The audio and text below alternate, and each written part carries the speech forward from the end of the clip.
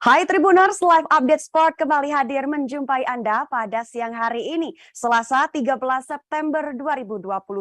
Dalam beberapa waktu ke depan ada sejumlah berita olahraga terkini yang akan kami sampaikan untuk Anda. Bersama saya Yesi Winata, kita jelang Live Update Sport selengkapnya.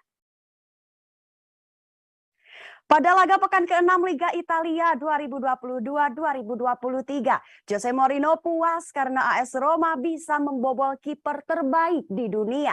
Guglielmo Vicaria adalah kiper Empoli yang total melakukan 4 penyelamatan dan Tammy Abraham dibuci oleh Jose Mourinho.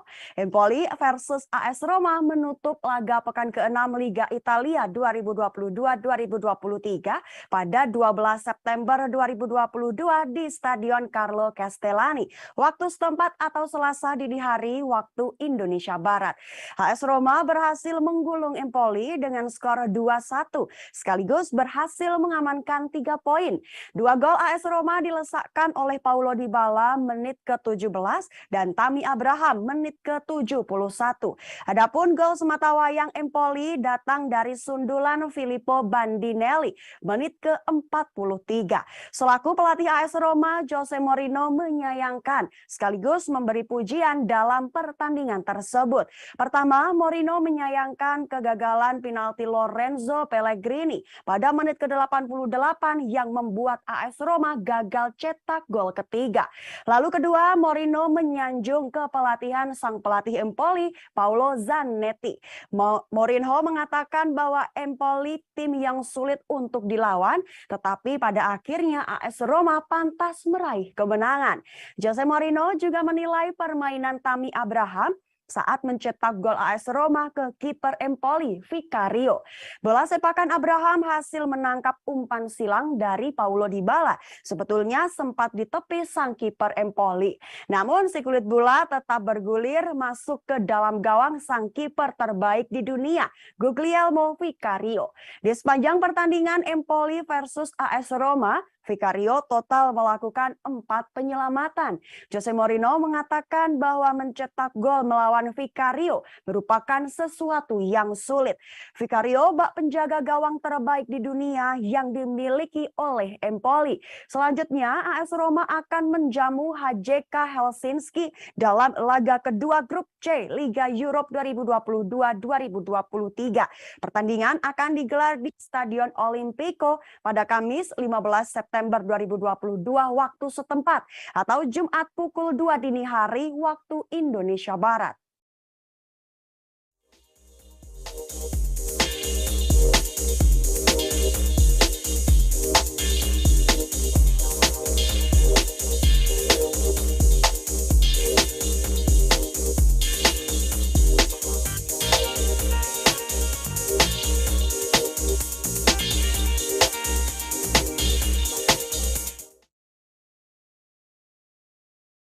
Kepindahan Graham Potter menjadi pelatih di Chelsea membuatnya resmi menjadi pelatih termahal di dunia.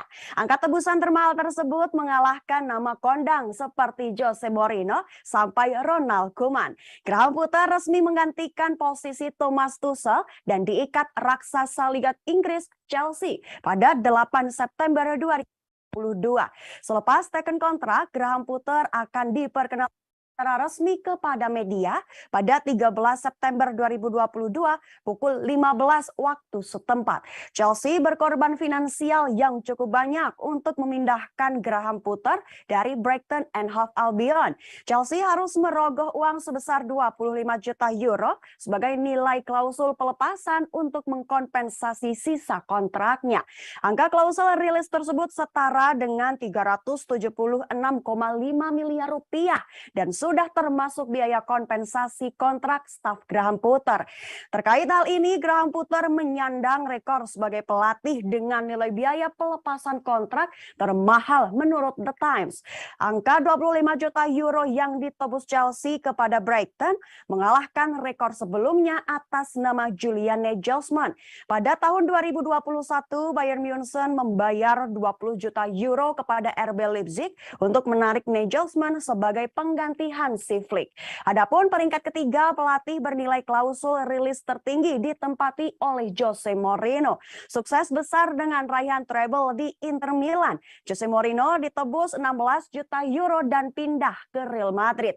Sebelumnya, Chelsea sendiri pernah merogoh kocek lumayan dalam ketika membayar ongkos rilis klausul Andre Villas-Boas. 11 tahun silam, Chelsea mengangkut Villas-Boas dari FC Porto yang kala itu baru berusia 33 tahun seharga 15 juta euro. Pindah ke Chelsea merupakan tantangan besar bagi Graham Potter setelah membawa Brighton tampil melampaui ekspektasi di Liga Inggris, dan berikut harga nama pelatih yang memiliki nilai klausul rilis tinggi. Pada urutan pertama jelas sudah terlihat adalah Graham Potter dari Brighton ke Chelsea tahun 2022 dengan 25 juta euro. Lalu Julian Nagelsmann dari RB Leipzig ke Bayern tahun 2021 dengan 20 juta euro. Jose Mourinho dari Inter Milan ke Real Madrid tahun 2010 dengan 16 juta euro. Andre Villas-Boas dari Porto ke Chelsea pada tahun 2011 dengan 15 juta euro. Brendan Rodgers dari Celtic ke Leicester tahun 2019 dengan 10,4 juta euro.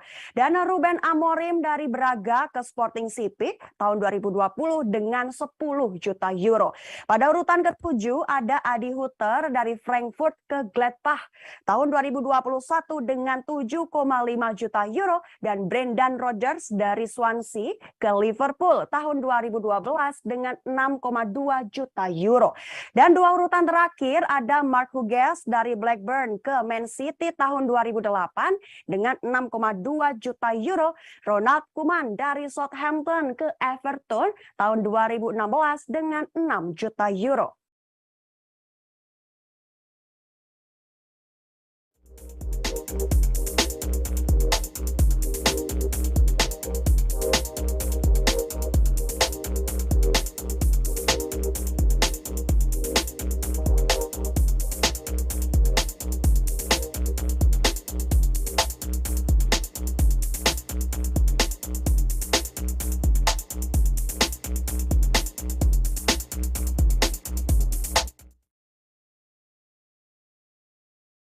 Jelang pertandingan melawan Barcelona di Liga Champions 2022-2023, Thomas Muller ungkap pengalaman terakhir Robert Lewandowski saat bersama Bayern Munchen. Duel keduanya akan menjadi salah satu peristiwa besar di babak penyisihan grup Liga Champions UEFA musim ini. Berbicara dalam konferensi pers menjelang pertandingan, mantan rekan setim Lewandowski dan bintang di Bayern Munchen, Thomas Muller, mengungkapkan rincian tentang hari-hari terakhir Lewandowski dengan klub. Lewandowski masih memiliki hubungan baik dengan Muller, walau ia tidak memberi alasan kenapa ia pergi. Menurutnya, semua orang harus bertanggung jawab atas keputusannya sendiri, dan mereka hanya tahu apa yang terjadi melalui laporan dari media. Muller melihat hal tersebut sebagai hal yang normal. Menurutnya, ia tidak akan pergi ke ruang ganti untuk membuang nama-nama tim yang mengejar. Muller beserta tim pun juga akan merasakan kehilangan sosok seperti Robert Lewandowski. Jelas bahwa itu hanya akan menjadi waktu yang lama sebelum Lewandowski menjadi bagian dari masa lalu klub Bayern Munchen ini. Dan dia mungkin tidak akan pernah ada di sana. Satu hal yang pasti, Lewandowski tidak akan ada untuk membantu Bayern Munchen lagi. Muller juga mengungkapkan strategi Bayern Munchen untuk tetap meraih kemenangan. Apapun yang terjadi walau ada Lewandowski sebagai lawan. Bayern akan membiarkan Lewandowski untuk tidak memiliki peran utama dalam permainan nanti. Itu terjadi ketika dia mampu menahan bola di tengah lapangan dan dekat dengan kotak penalti. Bayern akan mencoba menghindarinya dan harus berusaha merebut kembali bola secepat mungkin. Sesuatu yang telah menjadi ciri khas gaya permainan dari Bayern Munchen. Lewandowski telah bermain bersama Bayern Munchen dari 2014 sampai 2022. Ia telah bermain bermain dalam 253 laga dengan mencetak 238 gol. Sebelumnya dalam 6 laga melawan Bayern Munchen, Barcelona tidak pernah bisa menang melawan Munchen, kalah 4 kali dan imbang 2 kali. Dan Lewandowski memiliki misi yaitu membawa Barcelona menang atas Munchen untuk pertama kalinya di pertandingan yang digelar di Allianz Arena.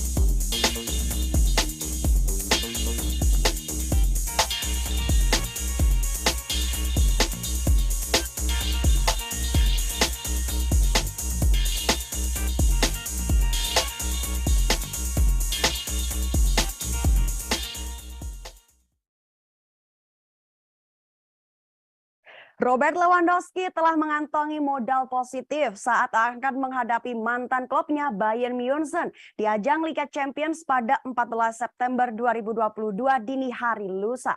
Walau datang dari bangku cadangan, Lewandowski yang hanya bermain selama 33 menit berhasil menghancurkan Cadiz 4-0 pada pekan kelima 11 September 2022.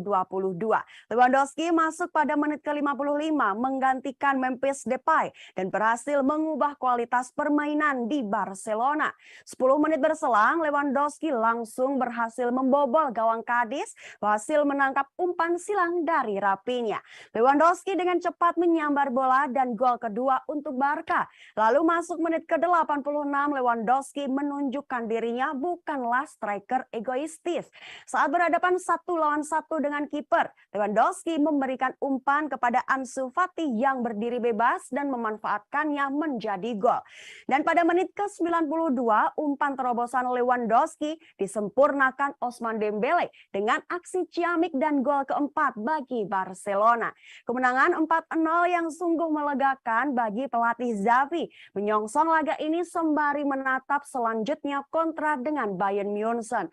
Kemenangan ini mendongkrak Barca untuk sementara ke posisi puncak Liga Champions dengan 13 poin dari 5 laga. Namun Barcelona bisa tersalip jika Real Madrid dengan 12 poinnya mengalahkan Real Mallorca. Barcelona pun kini telah menyatakan siap dalam pertempuran kontra Bayern Munchen di Allianz Arena lusa. Itu akan jadi laga emosional bagi Lewandowski, mengingat ia pernah menjadi ikon gol Bayern, mencetak 344 gol dan 72 assist dari 375 laga selama 8 musim dari tahun 2014 hingga tahun 2022. Dan Lewandowski sudah sangat siap untuk big match tersebut. Golnya ke gawang Cadiz kemarin adalah gol ke-9-nya dari 6 laga di La Liga dan Liga Champions. 5 laga terakhir pun Lewandowski terus menyumbangkan gol. Rutinitas yang bisa jadi akan diteruskan pula dengan mencetak gol ke gawang Bayern Munchen.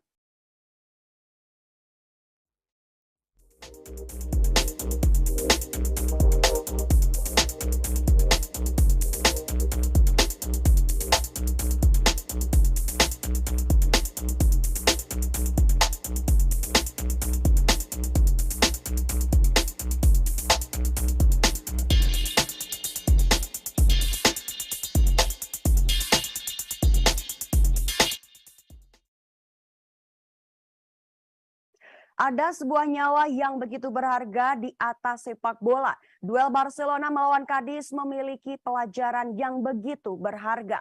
Duel Barcelona kontra Cadiz sempat dihentikan selama 30 menit di menit ke-81 setelah ada penonton terkena serangan jantung di Stadion Nuevo Mirandilla, Cadiz. Kiper Cadiz, Jeremias Ledesma, bergegas mengambil peralatan medis lalu berlari ke tribun dan melemparkannya ke arah penonton tempat psikotes korban berada. Pemain Cadiz lainnya, Jose Maria, membantu seorang staf membawa tandu dan korban berhasil distabilkan kondisinya dan dilarikan ke rumah sakit dengan ambulans. Terlihat pula bek Barca Ronaldo Araujo dan rekannya dari Cadiz, Vali, kusyuk berdoa untuk kesembuhan sang korban. Para pemain sempat meninggalkan lapangan selama 20 menit karena laga dihentikan sementara dan pelatih Barca Xavi mendukung keputusan tersebut. Di sisi lain, pemain anyar Barcelona Robert Lewandowski memiliki modal positif jelang melawan Bayern Munchen di Liga Champions 2022-2023. Sebelumnya, Barcelona melawan Cadiz dan berhasil melesakkan 4 gol tanpa ada balasan 1 gol pun. Lewandowski yang berada di bangku cadangan dan baru masuk pada menit ke-55 dan hanya bermain selama 33 menit saja mampu memberikan dampak positif. Lewandowski berhasil mencetak gol pertama seusai 10 menit bergabung di atas lapangan dan menjadi gol kedua untuk Barcelona.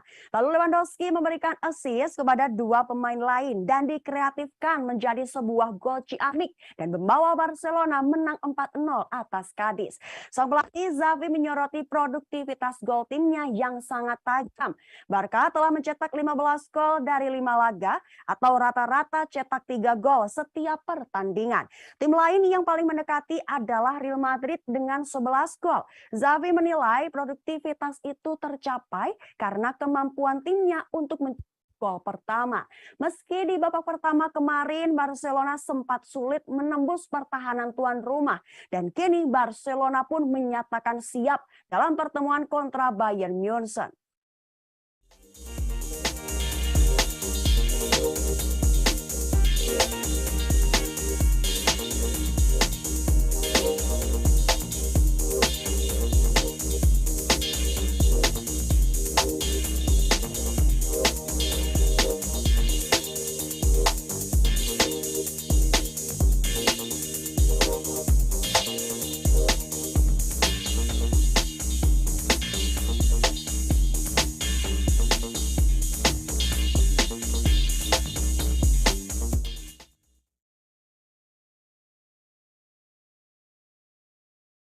Panas lalu, Frenkie de Jong gagal transfer ke Manchester United. Ternyata disebabkan oleh Barcelona. Bursa transfer musim panas 2022 sendiri memang sudah ditutup sejak 1 September 2022 lalu untuk liga-liga top Eropa. Akan tetapi bursa transfer musim panas kemarin menyisakan berbagai saga transfer menarik. Salah satunya saga yang sampai saat ini belum jelas ujungnya adalah transfer gelandang Barcelona Frenkie de Jong. De Jong sebelumnya dikaitkan dengan pintu keluar Barcelona dan Manchester United menjadi tim yang paling berminat mendatangkannya. Manchester United bahkan sudah mengajukan penawaran resmi ke Barcelona untuk merekrut De Jong. Tetapi pihak Manchester United tidak kunjung mendapatkan jawaban. De Jong dikabarkan bersikukuh untuk bertahan, padahal Barcelona mau untuk menerima tawaran tersebut. Dan baru-baru ini beredar kabar kalau De Jong sebenarnya tidak menolak untuk ke Manchester United. Tetapi Manchester United memutuskan mundur dari perburuan De Jong musim panas lalu. Manchester United mundur bukan karena mendapatkan penolakan dari De Jong, melainkan tidak cocok dengan harga yang dipatok oleh Barcelona. Dalam laporan terbaru ini, Barcelona disebut mematok harga mencapai 72 juta pound sterling atau sekitar 1,26 triliun rupiah untuk De Jong. Barcelona tidak akan melepas De Jong apabila Manchester United tidak mau membayarkan uang besar tersebut. Dengan harga yang sangat tinggi, Manchester United merasa tidak sanggup dan memilih untuk mundur. Sebagai informasi, akhirnya Manchester United mendatangkan gelandang andalan Real Madrid, Casemiro. Negosiasi dengan Casemiro relatif lebih mudah dilakukan oleh Manchester United pada bursa transfer kemarin. Tidak butuh waktu lama, Manchester United berhasil membawa Casemiro masuk ke dalam skuad mereka.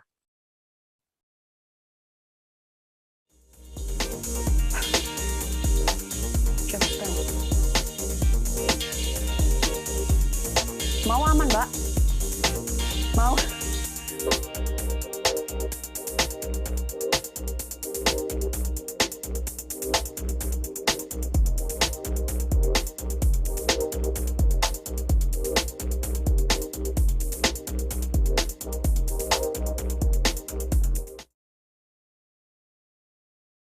Jaap Stam telah menawarkan diri untuk bergabung dengan staf kepelatihan Erik ten Hag di Manchester United.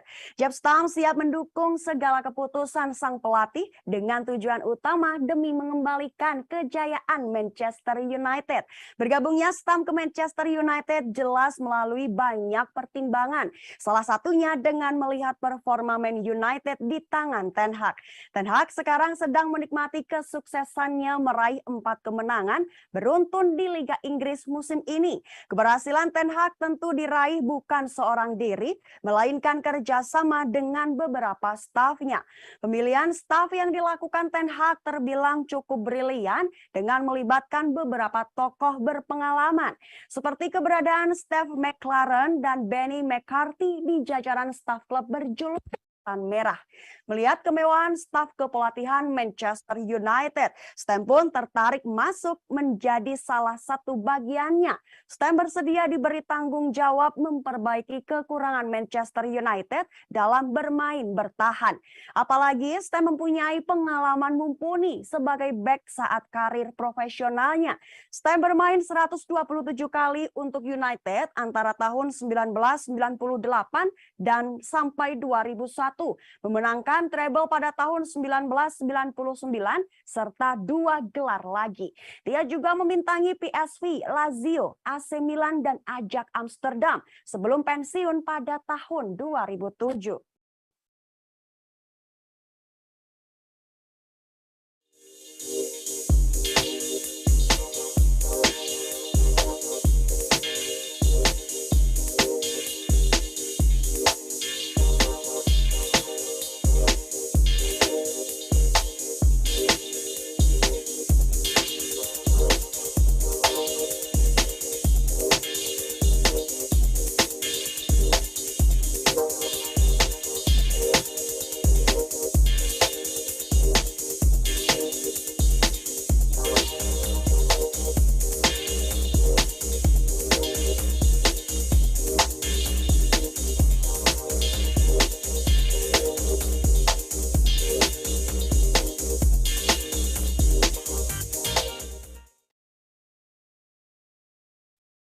Liga Inggris 2022-2023 akan kembali pada pekan ini setelah minggu lalu sempat ditunda akibat meninggalnya Ratu Elizabeth II. Wafatnya Ratu Elizabeth II membuat Britania Raya memasuki period of mourning yang memaksa seluruh event olahraga harus ditunda termasuk Liga Inggris. Kini setelah ditunda selama 1 pekan, Liga Inggris kembali digelar pada akhir pekan ini. FA mengkonfirmasi seluruh kompetisi akan kembali dilaksanakan di Liga Inggris, Liga Champions hingga FA Cup. Laga akan dilanjutkan sebagai bentuk penghargaan kepada Ratu Elizabeth II yang telah memimpin Britania Raya selama 70 tahun lamanya. Setiap tim yang bertanding akan memberi penghormatan khusus terhadap Ratu Elizabeth II, termasuk mengenakan pita hitam di bahu pemain. Meski resmi dilanjutkan, tetapi hanya ada 7 dari 10 pertandingan yang akan digelar. 3 laga lainnya yang mempertemukan Chelsea versus Liverpool, Manchester United versus Leeds United, dan Brighton versus Crystal Palace terpaksa ditunda. Penundaan tersebut dilakukan dengan alasan proses panjang pemakaman Ratu Elizabeth II.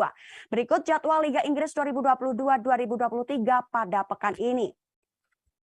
Pada hari Sabtu 17 September 2022 akan ada pertandingan antara Aston Villa versus Southampton dan Nottingham Forest versus Fulham pada pukul 2 dini hari waktu Indonesia Barat.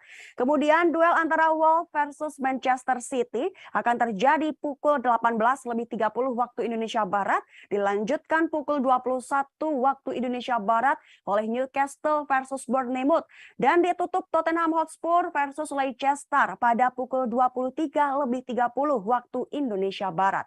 Lalu pada hari Minggu 18 September 2022 hanya menyisakan 2 pertandingan, yaitu Brentford versus Arsenal pada pukul 18 waktu Indonesia Barat dan Everton versus West Ham United pada pukul 20.15 waktu Indonesia Barat.